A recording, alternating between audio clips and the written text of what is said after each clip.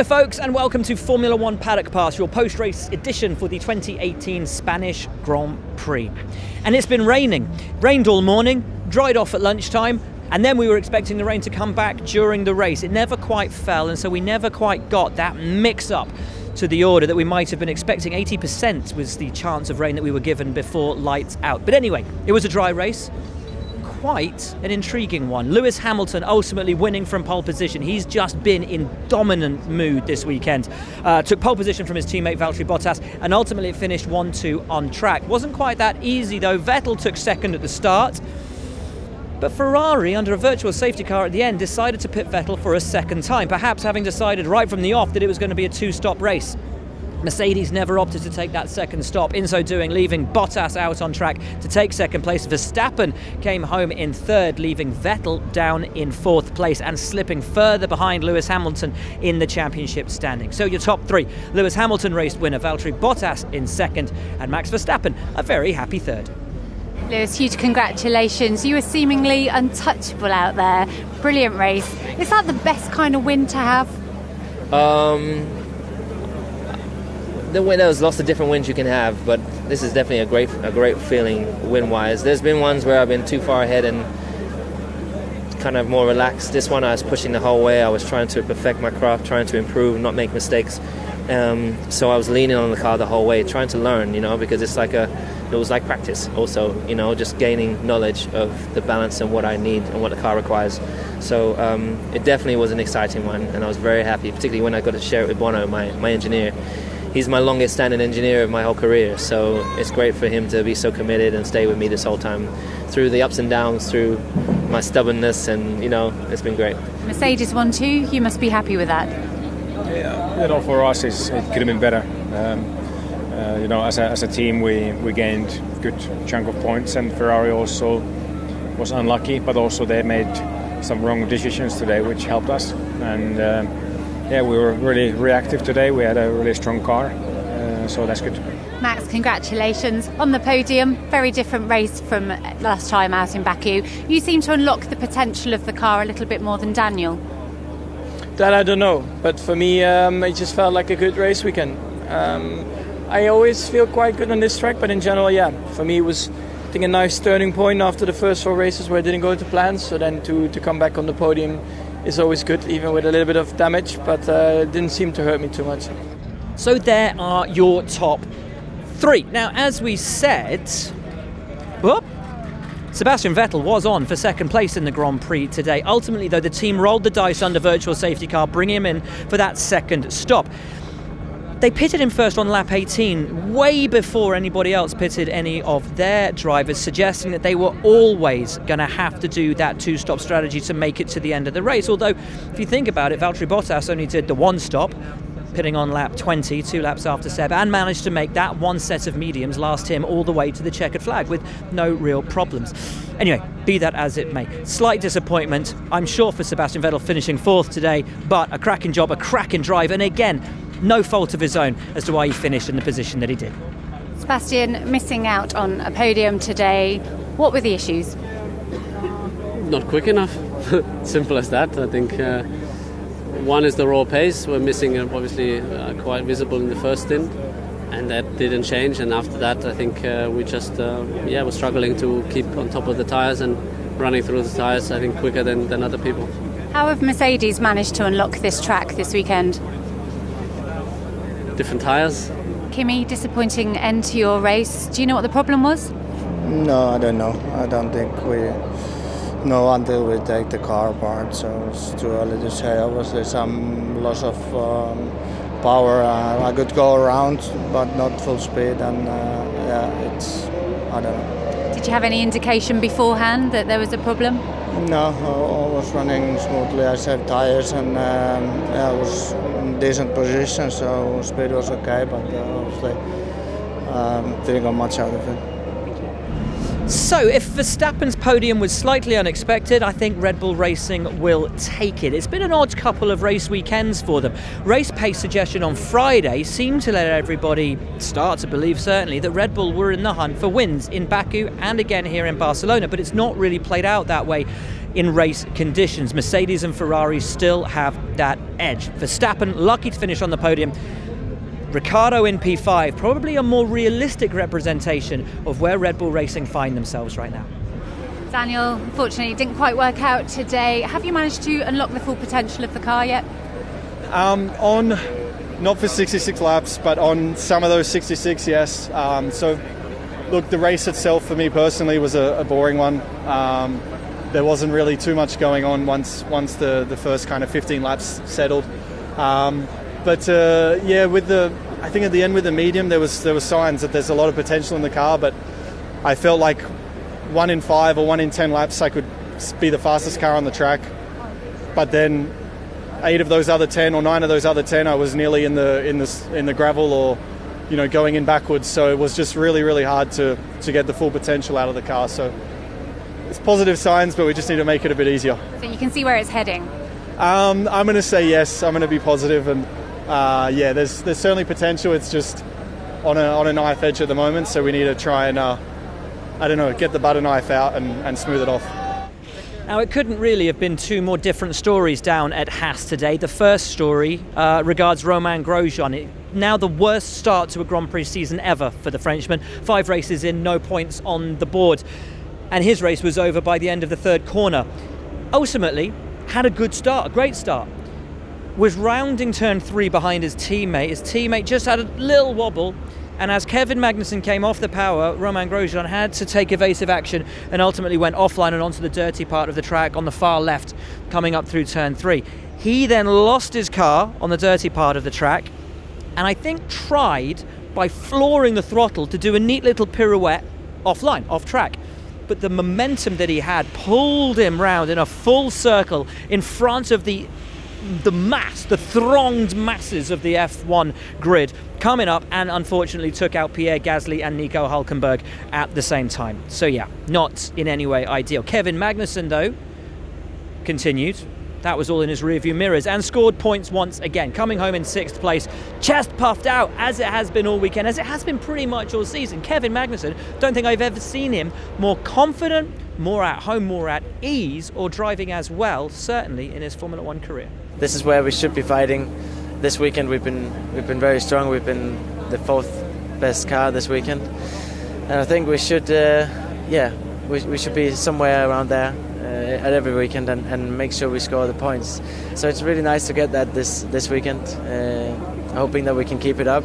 I know the team have done an amazing job this weekend, so I know that we can do it. Just have to get it done. Well, I lost the rear end, and at one point I thought the car would come back to me, and it did not. So I spun, and I was trying to put it back straight as soon as I could to avoid an incident, but it didn't work. Obviously, we saw your teammate lose it a little bit in front of you, which unsighted you. I think people, though, will point or look at certainly the amount your rear wheels were spinning, the fact you seemed to keep your right foot pushed all the way down during that. In hindsight, was that the correct thing to do? I think it's natural thing to do. If you look at Rosberg in Malaysia with Vettel in 2016, I think that's what he did. Schumacher in 2010, Abu Dhabi. It's just the fastest way to spin the car back and try to be in the good direction. You don't want to face the others. So as I say, the car, Kevin had a bit of a wobble. I lift off to avoid any contact because first thing you don't want is to hit your teammate. And I lost it. It came back a little bit to me. That's why I went on power, and then it just. I mean, I don't know if I touched the astroturf or whatever, and it spun again. If I'd brake, if I'd stayed on throttle, I think it would have changed nothing. Now, Carlos Sainz has been a busy boy all weekend. He's got a grandstand named after him down at turn 5. He's had a plethora of media sort of events to do, as he is the home hero here, along with Fernando Alonso. Starting to eclipse Fernando Alonso, perhaps. Do we dare suggest that? Possibly not, but he's getting there, certainly results-wise, doing an astonishing job this season, having finally, and he admitted this to me this morning, he's had to adapt himself as well as adapting the car this year. He tried to just adapt the car to him, but he suddenly realised, actually, if I'm going to get on top of this car, I need to change the way that I drive just a touch, because I can't do it all with the car. So he's changed himself a little bit, he's changed the car as well, suddenly coming good for him. Points in Baku, points here. Carlos Sainz feeling great once again, and for a bonus, finished ahead of his boyhood hero on home turf. Great drive from the young Spaniard. overtaking the McLaren in the championship. From my side, the midfield driver to get the most points, I think, in the last couple of races. So good progress in my side of the garage also. And now it's time to keep progressing, keep fighting, analyze why this weekend maybe Haas was that strong and we were not up there with them. But I'm hopeful that Monaco we will come back a bit. Obviously a race over before it started. What did you see? It was quite messy, turn 1, 2, cars all over the place, and then in turn 3 I didn't see so much because my vision was blocked with other cars, and then last second I saw smoke coming up, and I saw a car rolling into me or towards me, and I tried to avoid on the ride, but he was obviously coming at me with too much speed and took the whole the rear left corner off, and that was the end of that. Now, given that he started in 8th and has made on average 6 positions every single Grand Prix, Fernando Alonso joked with us yesterday. He was hoping to finish 2nd today. Didn't quite materialise, but I think he always knew he was joking just a little bit. Came home 8th ultimately. Fernando did have a great race today. Really had to battle hard all the way through and came home just behind his compatriot Carlos Sainz. It's more points on the board for McLaren, but I think a slightly tougher race than they'd expected. The front end is so new on this car. It's going to take a lot of getting used to, and unfortunately Stoffel van Dorn didn't see the checkered flag. Some little gremlins coming, just seeping their way back into that McLaren. But another positive day for Fernando Alonso, more points on the board. Obviously we had a plan, starting with a super soft tire. We knew that we had to overtake people in the first couple of laps and then stop very early because the red tire.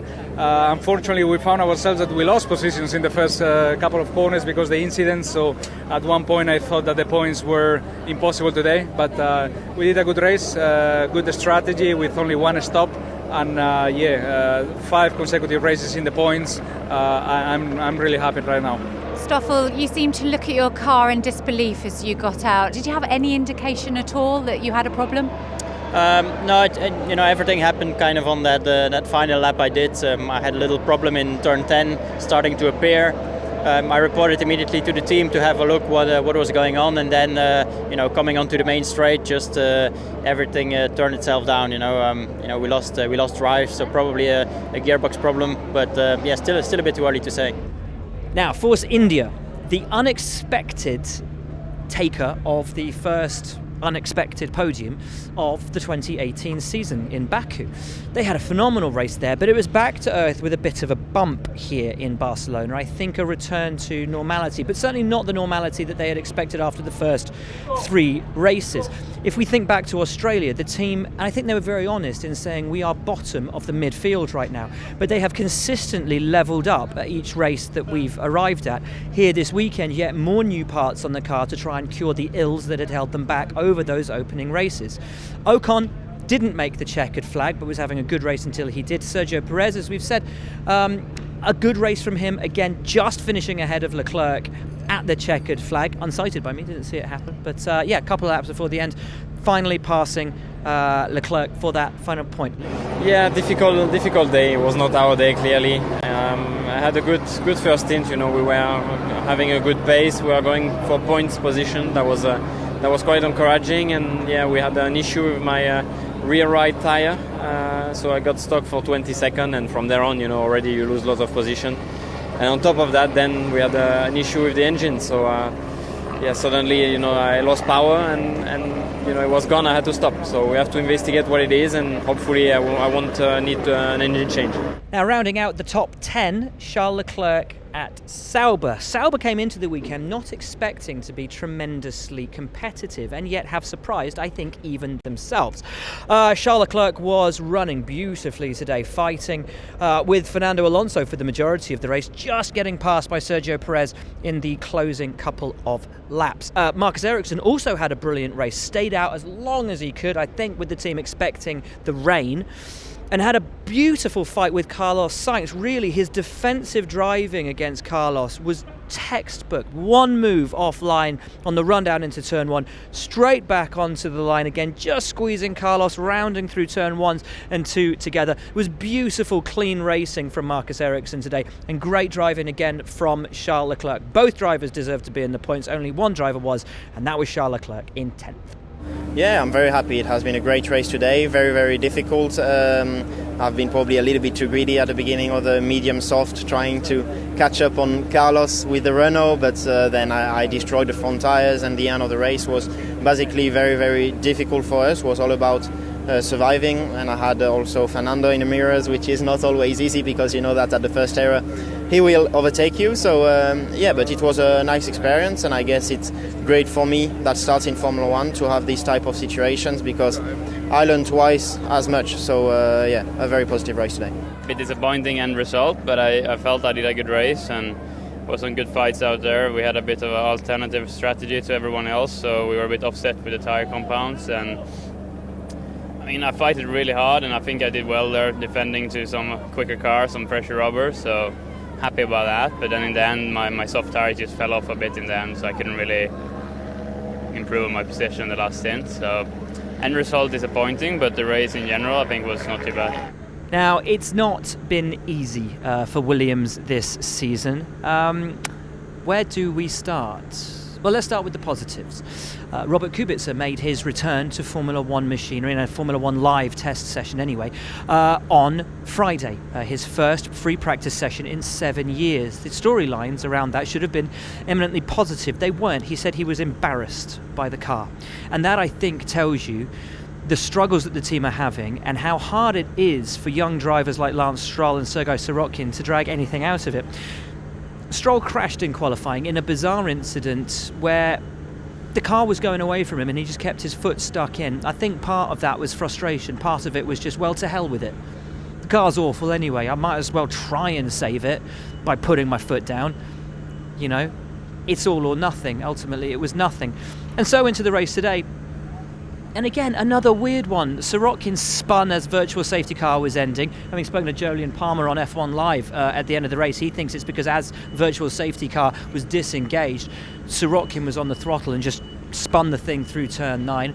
Lance Stroll, again, and it's probably going to go unnoticed, again, I think had a really strong drive, one that certainly punched well above the weight of the car, fighting with Sergio Perez for the majority of the race, could have finished in the points, and that, but for one place, or a couple of places, would have been massive rewards, again, for a race, on his part anyway, I think that was good, was really good, but is going to go unnoticed because the car right now is just horrible. Lance, narrowly missing out on the points today, how was that for you? Oh, very good race, I'm really happy with P11. We started 18th, so gained a lot. Okay, how was it after the safety car period? Yeah, tricky. Tire warm-up was hard, so suffered a little bit there, but all in all, it was okay. The key today seems to be managing those medium tyres. Not really, no, it was pretty easy to manage. Excellent, you seem to find the key. No, that medium could go the whole race, no problem, so I think it was the same for everyone, but anyways, I'm really happy with the race we had. We suffered a lot all weekend and we were close to points. Points would have been nice, but next time. And so finally to Toro Rosso, not an easy weekend for them, as we've already touched on. Pierre Gasly out in that first lap contretemps with his countryman, Romain Grosjean. Nothing he could have done about that. Brendan Hartley stopped at the end of the first lap, bit of damage there, and tyres changed, ultimately set him way off, was never in contention for points. And it's been a really horrible weekend for Toro Rosso. The car looked, honestly, really good. Gasly's pace was top 10 pretty much all weekend. Hartley was there or thereabouts, but that massive shunt during free practice 3 ultimately took him out of qualifying, put him on the back foot, and put him in the danger zone on Sunday. So a race and a weekend that could and should have delivered a lot for Toro Rosso, ultimately delivered naught. But I think the one positive that they have to take out of this weekend, which has been a horrible weekend, is this. The car inherently is good. This is a racetrack that we know if a car goes well here, it's pretty good for the rest of the season. The car does run well here, even if the result doesn't show it. Yeah, it was a pretty good race. I had a clean start. Made up quite a few positions on the first lap. We decided to pit under that first safety car, which meant we lost a lot of track position. But it meant we could just do one stop to the end from there on the medium tyres. Tricky to overtake. I had a good overtake on Marcus at the end to take 12th place. I think if we had made the overtake a little bit earlier, I would have had a chance for 11th as well. The pace was definitely there at the end of the race. but I think probably a little bit down on top speed, some of the cars around us. But yeah, pretty clean race, and would have loved the point, but just 2 positions away. I could not see anything really in turn 3. It was a big smoke. I just saw Roma spun on the outside of turn 3. Then I saw some space on the inside, tried to go there with Nico, and then just came back suddenly towards us and took us out. So I don't know what's happened to him, but yeah, just quite frustrating not to be able to race today. So that is your lot from Formula One Paddock Pass from here in Barcelona. Lewis Hamilton extends his championship lead over Sebastian Vettel. Valtteri Bottas is third in the standings. And now we go to Monaco, the jewel in the crown. Can't wait to get there. We've had 5 very different races opening the 2018 season. What thrills and spills await us on the streets of the Principality? Wait and see. Can't wait to get there. Thanks for following along. We'll see you in 2 weeks' time in Monaco. From now, though, see you later.